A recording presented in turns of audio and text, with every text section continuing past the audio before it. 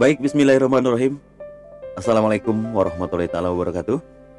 Sahabat-sahabat artis TV dimanapun Anda berada, selamat pagi menjelang siang, dan tentunya selamat berakhir pekan. Dan mudah-mudahan saja kita semua dalam keadaan sehat selalu, dilimpahkan rezekinya dengan kebarokahannya, dan juga diberikan umur yang panjang dengan kesehatannya ya. Baik sahabat-sahabat, kali ini kami hadir untuk sahabat-sahabat semua fan Hizab di seluruh Nusantara dan pecinta sinetron Samudra Cinta.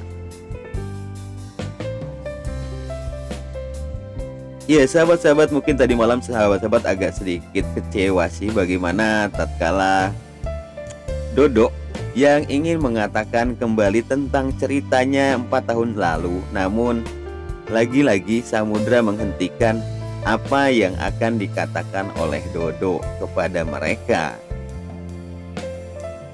Dan juga di sisi lain bagaimana kegagalan Samudra tatkala ingin melakukan tes DNA, karena Samudra harus mengisi formulir terlebih dahulu dan di mana di dalamnya harus dibubuhi tanda tangan dari si pemilik atau orang tua yang dianggap sah ketika itu. Dan akhirnya kegagalan demi kegagalan untuk mendapatkan bukti bahwa Kayla itu mentari, walaupun kini mereka sudah meyakini akan Kayla itu adalah mentari.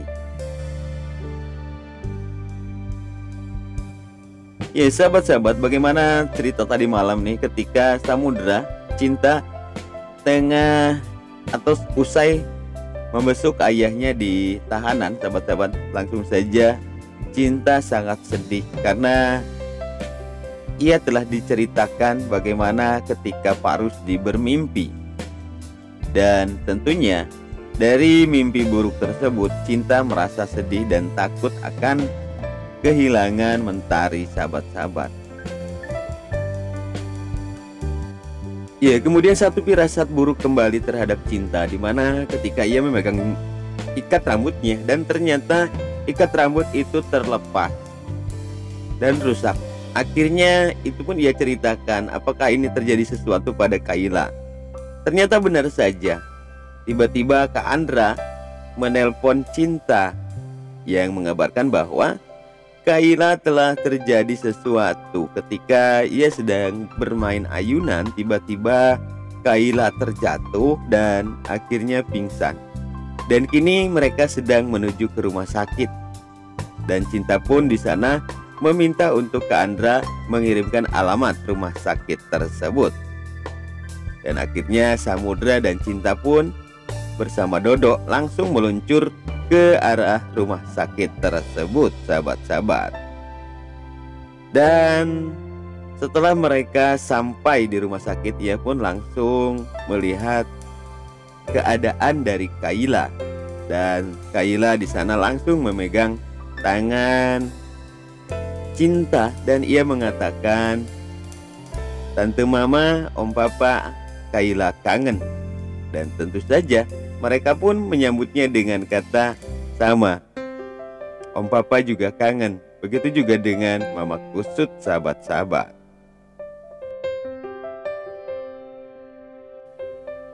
Kemudian ketika mereka sedang melihat Kayla, tiba-tiba ide muncul dari Pak Jio dan menyuruh untuk Samudra segera tes DNA mumpung mereka sedang di rumah sakit. Dan itu pun terdengar oleh Kayla. Akhirnya Kayla nggak mau, katanya kalau disuntik. Dan Samudra pun menjelaskan bahwa ini tidak disuntik ya. Dan akhirnya Kayla pun hanya mengambil sehelai rambut dari Kayla. Lalu setelah itu mereka pun langsung pergi ke tempat tes DNA. Namun di situ sahabat-sahabat, ternyata harus ada tanda tangan dari orang tua sah ketika itu, sahabat-sahabat. Dan akhirnya mereka pun akan tadinya memalsukan tanda tangan Pak Damar. Namun ketika mereka sedang berunding, tiba-tiba ia mendengar ada sebuah keributan di kamar Samudra, di kamarnya Kayla maksud kami. Dan setelah ia lihat keluar, ternyata di sana Pak Damar sudah datang dan langsung ngamuk-ngamuk sahabat-sahabat.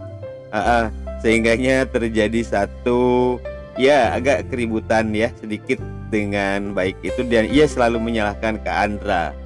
Seharusnya Andra sebagai kepala sekolah bersifat bijak, tidak memihak kepada keluarga tetapi memihak kepada orang tua murid. Ya sahabat-sahabat, dan akhirnya di sana pun dibantu oleh Samudra, Cinta dan juga Pak Zio. Bahkan mereka pun di sana mengusir Samudra, Cinta, Pak Zio dan juga Kak Andra untuk segera pergi dari situ. Karena kalau dia tidak pergi, Damar pun akan menyuruh orang-orangnya untuk mengusir mereka sahabat-sahabat. Namun karena Kayla yang takut akan hal tersebut, sehingganya Samudra, Cinta dan juga Pak Zio juga Kak Andra, ia langsung berpamitan dan keluar dari tempat tersebut karena tidak ingin terjadi sesuatu hal pada Kayla sahabat-sahabat. Namun sesuatu terjadi sahabat-sahabat pada Kayla ketika rombongan ini pulang. Akhirnya Kayla pun kabur dan mengatakan papa ini jahat. Dan akhirnya Kayla pun kabur dari tempat itu sahabat-sahabat. Dan akhirnya Pak Damar pun kelalang keliling mencari Kayla, namun tidak ia dapatkan. Dan kita lihat ternyata Kayla di sana langsung berlari ke arah mobilnya Samudra. Dan tanpa diketahui akhirnya Kayla pun masuk ke mobilnya Cinta, yaitu di kap bagian belakang. Dan akhirnya Cinta pun maksud kami Kayla pun tidak dapat ditemui oleh Pak Damar. Dan ketika mereka di perjalanan, akhirnya Pak Zio meminta untuk menghidupkan TV dari mobil tersebut.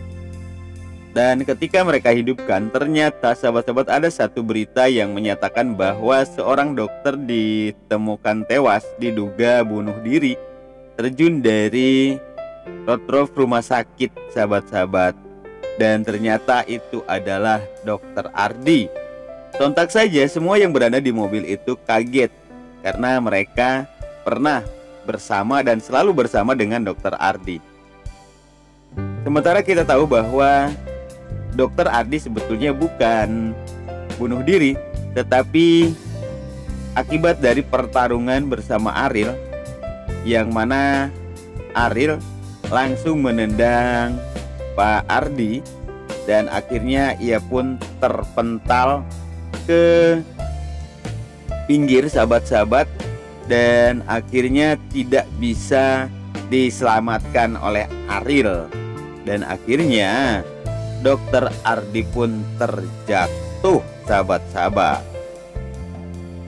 Dan ketika diperiksa oleh dokter yang menghampiri di situ, ternyata Dokter Ardi sudah tiada sahabat-sahabat. Sontak saja Ariel sangat kaget dan tentu merasa bersalah banget. Dan pastinya di sini Ariel pun akan selalu dihantui dengan rasa itu. Bahkan ketenangan itu tidak akan ia dapatkan. Pasti rasa ketakutan dan terus akan dihantui oleh rasa takutnya. Sehingganya Ariel pun akan menyerahkan diri sepertinya sahabat-sahabat. Karena dengan cara kasar nih nggak bisa Ariel ini. Karena kita tahu bahwa sepandai-pandainya tupai melompat, pasti akan jatuh juga. Begitu juga dengan Ariel sahabat-sahabat. Walaupun dia beberapa kali les dari hukum, ia pasti kini akan dapat dan tentunya akan mendekam di penjara sahabat-sahabat ya. Kemudian di sisi lain bagaimana di sana Vina yang kini sudah diketahui oleh Bu Novi sahabat-sahabat. Dan tentu rasa malu yang dirasakan oleh Bu Novi sehingga kini Bu Novi tidak ingin mengakui bahwa Vina adalah sebagai anaknya. Dan Vina pun sangat hancur dan kini dia menganggap tidak punya siapa-siapa lagi. Namun Doni yang selalu setia, selalu menyayangi Vina. Dia selalu bersamanya, walaupun memang Vina yang selalu menolak akan kehadiran Doni dalam kehidupannya. Namun Doni terus memperjuangkan hal itu, dan akhirnya kini Vina luluh. Dan ia pun kini dirawat oleh Doni. Dan dari situlah Vina tentunya akan menuruti apa yang akan dikatakan oleh Doni, sahabat-sahabat. Oke, mungkin itu saja dulu alur cerita yang dapat kami hadirkan untuk kesempatan siang hari ini, sembari kita menunggu trailer untuk nanti malam, sahabat-sahabat. Kami atas nama Atis TV tentunya mohon undur diri. Terima kasih atas segala perhatian, mohon maaf atas segala kesalahan. Billahi taufiq wal hidayah. Wassalamualaikum warahmatullahi taala wabarakatuh.